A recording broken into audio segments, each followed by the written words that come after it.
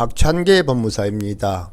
깊은 애도를 표하며 빠른 쾌유를 기원합니다. 오늘 제목은 공유물 분할 판결 후에 이루어진 가등기를 경매 낙찰자가 말소할 수 있을까요? 입니다. 부동산을 공유한 사람은 자신이 가진 지분만큼을 분할하여 단독 소유로 하거나 법원에 공유 부동산의 경매를 신청하여 매각한 후에 자신의 지분만큼의 금액을 법원으로부터 분배받을 수 있습니다. 즉, 공유자는 공유물의 분할을 청구할 수 있고, 분할 방법에 관하여 협의가 성립되지 않으면 법원에 그 분할을 청구할 수 있으며, 현물로 분할할 수 없거나 분할로 인하여 현저히 그 가액이 감손될 염려가 있을 때에는 법원은 물건의 경매를 명할 수 있습니다. 재판상 현물 분할의 청구 취지는 경기도 양평군 강화면 하리 120번지 전 1000제곱미터에 관하여 별지 도면표시 1, 2, 3, 4, 1의 각 점을 차례로 연결한 선내 A부분 500제곱미터는 원고의 소유로 도면표시 3, 4, 5, 6, 3의 각 점을 차례로 연결한 선내 B부분 500제곱미터는 B구의 소유로 각 분할한다라고 적습니다.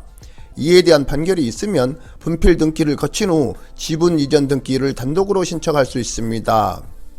재판상 대금 분할의 청구 취지는 경기도 양평군 강화면 하리 120번지 전 1000제곱미터를 경매에 붙여 그 대금에서 경매 비용을 공개한 나머지 금액을 원고에게 2분의 1, 피고에게 2분의 1의 각 비율로 분배한다라고 적으면 됩니다. 다만 청구 원인에서 대금 분할의 필요성을 주장하고 소명해야 합니다. 이 분할시와 김공유씨는 경기도 고양시 운남동 10번지 임야 5000제곱미터를 공동 명의로 매수하여 각 지분 2분의 1씩 공유 지분 등기를 마쳤습니다. 그런데 이 토지에 접근하는 도로가 오른편에 위치하여 이 토지의 2분의 1씩 분할하여 각자 단독 소유할 경우 왼쪽 부분은 맹지가 되기 때문에 두 사람 사이에 갈등이 발생했습니다. 이에 이 분할시는 법원에 이 토지를 경매에 붙여 매각한 후 매각 대금에서 경매 비용을 제외한 나머지 금액 중 2분의 1을 각자에게 분배해달라는 취지로 공유물 분할 청구의소를 제기했습니다. 이에 대하여 김공유씨는 답변서를 제출하지 않았는 바 법원은 무변론으로 2021년 3월 11일 이 분할시의 청구 취지대로 판결하였고 그 무렵 이 판결은 그대로 확정되었습니다.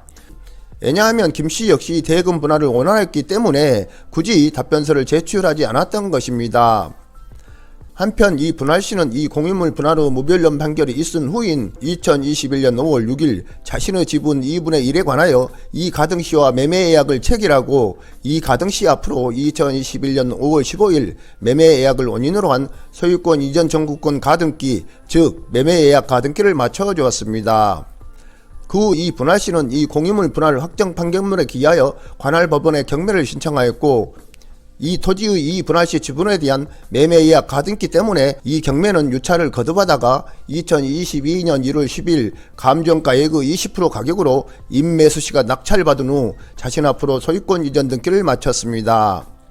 이 가등시 앞으로 매매예약 가등기가 되어 있는 상태에서 낙찰받아 이 토지의 소유권 이전 등기를 마친 임매수씨는 이 가등시를 상대로 소유권 이전 청구권 가등기 말소 등기 절차 이행 청구의소를 제기했는데 그 이유는 이 분할시와 이 가등시가 이 경매를 수차례 유찰시키고 낙찰가를 큰 폭으로 떨어뜨릴 목적으로 통모하여 매매예약을 체결한 것이므로 이는 통정허위 표시에 해당하여 무효이고 따라서 무효인 매매예약에 기하여 맞춰진 이 가등시 명의의 가등기는 5년 무효의 등기로 말소되어야 한다는 것이었습니다. 이 가등시 명의의 가등기가 말소되지 않는다면 이 시의 가등기에 기한 본등기가 맞춰짐으로써 임매수씨는 지분 2분의 1을 상실할 위험에 직면한 것입니다.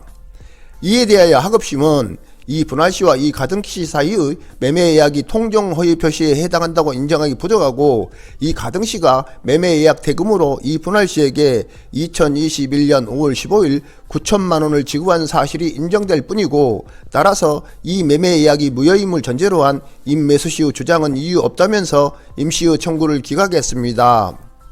임매수씨의 상고에 따라 대법원은 대금 분할을 명한 공유물 분할 확정 판결의 당사자인 공유자가 공유물 분할을 위한 경매를 신청하여 진행된 경매 절차에서 공유물 전부에 관하여 매수인에 대한 매각 허가 결정이 확정되고 매각 대금이 완납된 경우 매수인은 공유물 전부에 대한 소유권을 취득하게 되고 이에 따라 각 공유 지분을 가지고 있던 공유자들은 지분 소유권을 상실하게 된다. 그리고 대금 분할을 명한 공유물 분할 판결 후 변론이 종결된 뒤 또는 변론 없이 한 판결 후 경우에는 판결을 선고한 뒤 해당 공유자의 공유 지분에 관하여 소유권 이전 청구권 후 순위 보존을 위한 가등기가 맞춰진 경우 대금 분할을 명한 공유물 분할 확정 판결 후 효력은 민사소송법 제218조 제1항이 정한 변론 종결 후의 승계인에 해당하는 가등기권자에게 미치므로 특별한 사정이 없는 한 이 가등기 상의 권리는 매수인이 매각대금을 완납함으로써 소멸한다. 사안에서 공유물 분할 판결 후 효력은 변론 종결 후 승계인에 해당하는 가등기권자인 이 가등씨에게 미치므로 임매수씨가 이 임야에 대한 매각대금을 완납함으로써 가등기 상의 권리는 소멸한다. 따라서 이 임야를 경매 절차에서 매수한 임매수씨는 소유자로서 소유권을 기한 방해 배제 청구권 행사로서 이 가등씨를 상대로 이 임야에 관한 가등기의 말소를 구할 수 있다고 하면서 항소심 판결을 파기환송했습니다.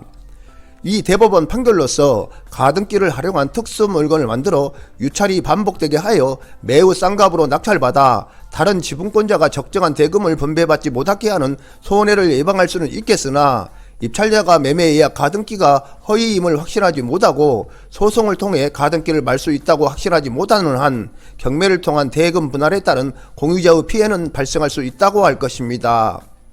한편 공유물 분할 판결에 기하여 공유물 전부를 경매에 붙여 그 매각 대금을 분배하기 위한 현금화의 경우에는 공유자 우선 매수권이 적용되지 않습니다.